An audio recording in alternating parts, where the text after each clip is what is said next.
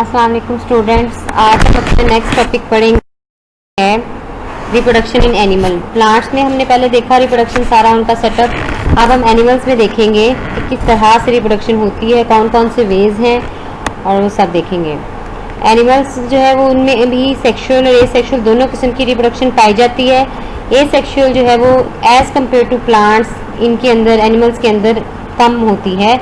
उसमें binary fission, multiple fission जो कुछ प्रोटोक्टिस्ट के अंदर पाई जाती है, बडिंग है, हाइड्रा के अंदर पाई जाती है, पार्थिनोजेनेसिस है, tissue culture, cloning, identical twins, ये मेन एसेक्सुअल मेथड हैं। तो इसमें अगर देखें parthenogenesis the development of an egg without fertilization, ants, bees और वेस्प वगैरह के अंदर पार्थिनोजेनेसिस देखने को मिलती है। उसमें क्या होता है कि जो एग होता है वो विदाउट फर्टिलाइज हुए बगैर ही पूरा इंडिविजुअल बना देता है। प्लांट्स के अंदर हमने पार्थिनोकार्पी पढ़ा था, फॉर्मेशन ऑफ फ्रूट विदाउट जो है वो उसमें आ जाता है। तो ये पार्थिनोजेनेसिस है।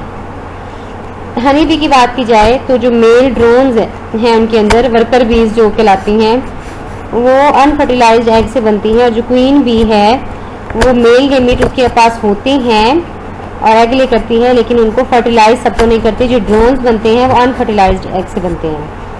स्पर्म्स जो है डोनर बी से रिसीव करते हैं और एक पाउच में जो है वो उसको स्टोर कर लेते हैं और फिर अकॉर्डिंग टू नीड उनको फर्टिलाइज करते हैं। हैप्लॉइड, अगर ड्रोन्स की ज़्यादा ज़रूरत है तो वो हैप्लॉइड एग जो है वही हैप्लॉइड स्प्रिंग में जाएगा, यानी कि ड्रोन्स बनाएगा वो, उसको कहते हैं हैप्लॉइड पार्थिनोजेनेसिस। कुछ के अंदर जो है वो डिप्लॉइड पार्थिनोजेनेसिस पाई जाती है, लाइक एफिड है। उनके अंदर जो एग खुद नहीं बल्कि एग प्रोड्यूसिंग सेल, क्योंकि एग तो आफ्टर मियोसिस बनता है, तो जो एग प्रोड्यूस करने वाले सेल्स होते हैं वो तो माइटोसिस से ही बने होते हैं ना, तो वो सेल्स डिप्लॉइड होते हैं, वो हैप्लॉइड नहीं होते। तो उनके अंदर मॉडिफाइड किस्म की मियोसिस होती है, जिससे जो है नॉन डिस्जंक्शन होने की वजह से जो है डिप्लॉइड नंबर ऑफ क्रोमोसोम रहता है और वो नेक्स्ट एग जो है वो डिवेल्प हो जाते हैं टू यंग फीमेल। तो पार्थिनोजेनेसिस का फ़ायदा भी है कि इससे रिप्रोडक्टिव रेट जो है वो बढ़ जाता है। नेक्स्ट है tissue culturing and cloning. Tissue culturing में प्लांट्स के अंदर मेन पाई जाती है कैम्बियम टिश्यू लिए जाते हैं प्लांट्स के, और फिर उनको न्यूट्रिएंट दे के उससे ग्रोथ इंड्यूस करवाई जाती है और डिफरेंट प्लांट्स उससे ऑब्टेन किए जाते हैं। Tissue culture is now widely used for rapid propagation of desired varieties. तो कटिंग्स वगैरह के बजाय टिश्यू कल्चर टेक्निक यूज़ की जाती है उसकी प्रोपगेशन के लिए। फ्लावरिंग प्लांट्स के अंदर पार्थिनोजेनेसिस को अपोमिक्सिस कहते हैं। Diploid cell of ovule either form nucellus और megaspore develop into functional embryo. बाकी का व्यूल जो है वो फ्रूट में डिवेल्प हो जाता है।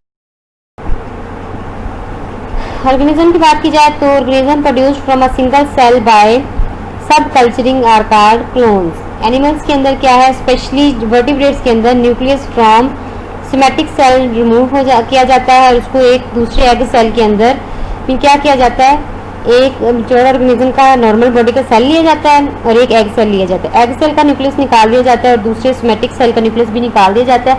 जो सोमैटिक सेल का न्यूक्लियस है उसको एग सेल के न्यूक्लियस के साथ एक्सचेंज कर दिया जाता है। तो जाहिर है हम जेनेटिक मेकअप उसके न्यूक्लियस में होता है, इस वजह से फिर वो जिसका हमने न्यूक्लियस इस्तेमाल किया होगा जिस ऑर्गेनिज्म का, उसी से रिलेटेड जो है वो करैक्टरिस्टिक्स उनके अंदर डेवलप हो जाएंगे। तो एनिमल्स लाइक रेस हॉर्सेस वगैरह उनकी क्लोनिंग करवाई जाती है। इसके अलावा वैरायटी ऑफ प्लांट्स भी इसी तरीके से बनाए जाते हैं।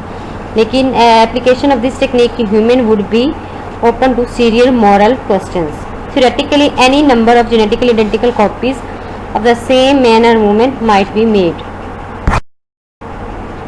तो क्लोन्ड सेल का जो इस्तेमाल है allows quantitative study of the action of hormone, drug, antibodies to be made on sales.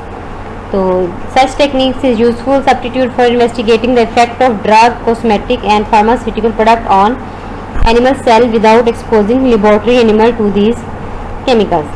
Cloning का एडवांटेज है कि जो ऑफस्प्रिंग होते हैं वो सिमिलरली बिहेव करते हैं, but if environmental hazard develop, ज़ाहिर है वो सेम होते हैं तो उनके अंदर इन्वायरमेंटल हैजर्ड के साथ निपटने की सलाहियत नहीं होती, तो उस पर ज़्यादा इफेक्ट होता है, वो नॉन रेजिस्टेंट होते हैं।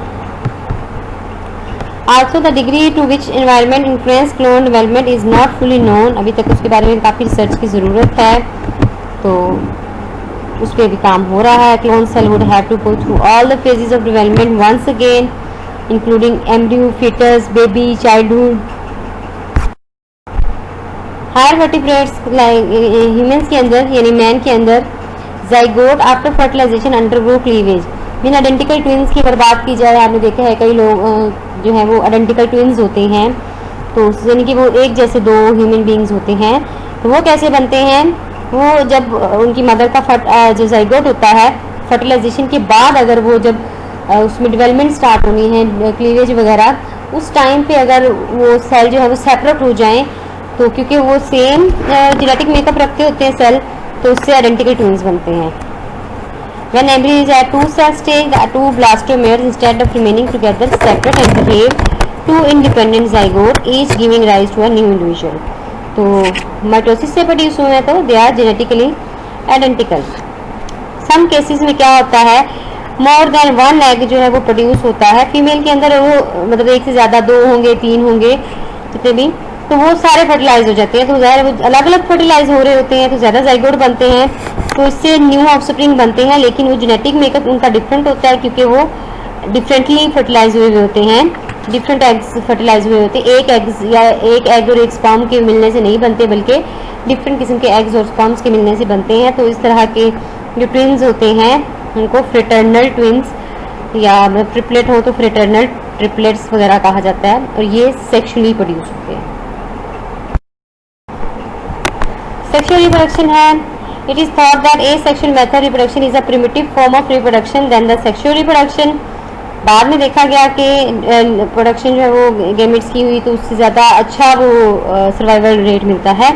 मियोसिस जेनेटिक रिकम्बिनेशन जो है वो मेजर रोल प्ले करते हैं in the development of more complex form of life and type of gametes from identical gametes to the heterogametic stage of motile male gametes. Sexual reproduction has advantage over asexual which is laboratory. आगे table में हम देखते हैं इनका comparison. तो देखिए asexual और sexual का कंपैरिजन है। एसेक्सुअल के अंदर 2 पेरेंट्स की ज़रूरत नहीं है, सिंगल पेरेंट्स से ही रिप्रोडक्शन हो सकती है। सेक्सुअल रिप्रोडक्शन के अंदर 2 पेरेंट्स होना ज़रूरी है। एसेक्सुअल में गैमेट्स की प्रोडक्शन नहीं होती, सेक्सुअल में गैमेट्स प्रोड्यूस होते हैं जो हैप्लॉइड होते हैं, लेटर ऑन वो फर्टिलाइज होकर डिप्लॉइड जाइगोट बनाते हैं। एसेक्सुअल में मियोसिस एब्सेंट होती है, सेक्सुअल में मियोसिस प्रेजेंट होती है, और वो क्रोमोसोम के नंबर को कंट्रोल कर रही होती है जनरेशन आफ्टर जनरेशन। ऑफस्प्रिंग जो है वो एसेक्सुअल में आइडेंटिकल टू पेरेंट्स होते हैं, जबकि सेक्सुअल में they are not identical to parents, they show genetic variation. Asexual में commonly occur in plant, less differentiated animal and microorganism. Sexual reproduction जो है वो मेजोरिटी ऑफ प्लांट और एनिमल्स के अंदर पाई जाती है।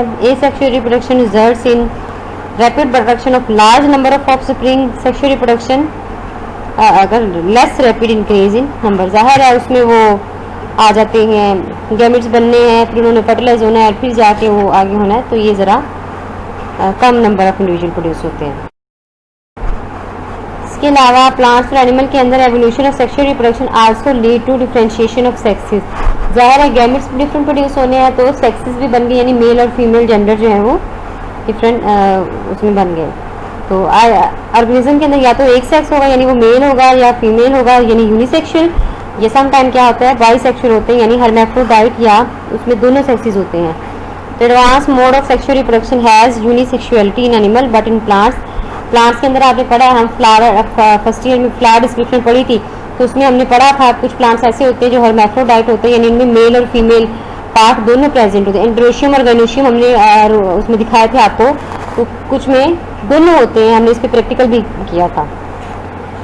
Despite the bisexuality, cross fertilization is ensure for maintaining the advantage of genetic recombination. Fertilization है, फर्टिलाइजेशन प्रोसेस है जिसमें गैमेट्स का यूनियन होता है, मिलते हैं। तो ये 2 तरह से हो सकती है, आउटसाइड द बॉडी हो सकती है जिसको एक्सटर्नल फर्टिलाइजेशन कहते हैं, या inside the body of female हो सकती है जिसको इंटरनल फर्टिलाइजेशन कहते हैं। अगर तो फर्टिलाइजेशन एक्सटर्नल हो, mostly it occurs in aquatic environment, तो मेल गैमेट जो है वो स्विम करता है toward the female gamete in water medium. Fishes के अंदर इसी तरह से होता है। डेवलपमेंट भी जाहिर है, जब फर्टिलाइजेशन एक्सटर्नल हुई है तो डेवलपमेंट भी एक्सटर्नल ही होगी वाटर के अंदर। टेरेस्ट्रियल कंडीशन में फर्टिलाइजेशन जो है वो एक्सटर्नल नहीं होती बल्कि इंटरनल होती है। तो स्पर्म जो है वो lodge in the female body where fertilization occur, they may lead to external development in reptile and bird. तो इनमें फर्टिलाइजेशन इंटरनल होती है, लेकिन जो आगे क्या इनकी डेवलपमेंट है वो एक्सटर्नल भी हो सकती है, वो इंटरनल भी हो सकती है या पार्शियल भी हो सकती है। तो दे मे शेड एग, तो क्या होता है sperm are low in female, they may lead to external development, they lay shelled egg to protect the developing embryo from harsh condition, such animal are called oviparous। यानी इनमें फर्टिलाइजेशन इंटरनल ही है और आगे फिर डेवलपमेंटल जो process है वो external है। मैमल्स के अंदर जो है वो फर्टिलाइजेशन भी इंटरनल होती है, डेवलपमेंट भी इंटरनल होती है और inside the female body and they give birth to young ones, यानी उनके अंदर वो बेबीज जो है वो डेवलप हो के बाहर आते हैं, इसको कहते हैं viviparous. Mammals like duck bill, platypus, spiny anteater जो होते हैं उनके अंदर फर्टिलाइजेशन तो इंटरनल होती है और इंटरनल डेवलपमेंट भी होती है और वो शेल्ड एग ले करते हैं, बाद में उनकी बाकी की जो वो डेवलपमेंट है वो कंप्लीट होती है एग के अंदर और उससे फिर हैचिंग होती है। इस कंडीशन को कहते हैं ओविविपेरस, यानी कुछ इंटरनल है और कुछ एक्सटर्नल है। तो विविपेरस और ओविविपेरस जो है वो ज़्यादा प्रोटेक्शन प्रोवाइड करते हैं to their young ones during development. Nourishment जो है वो either through stored food in the egg और थ्रू प्लेसेंटा थ्रू मदर, तो वो ज़्यादा बेनिफिशियल है as compare to simple oviparous.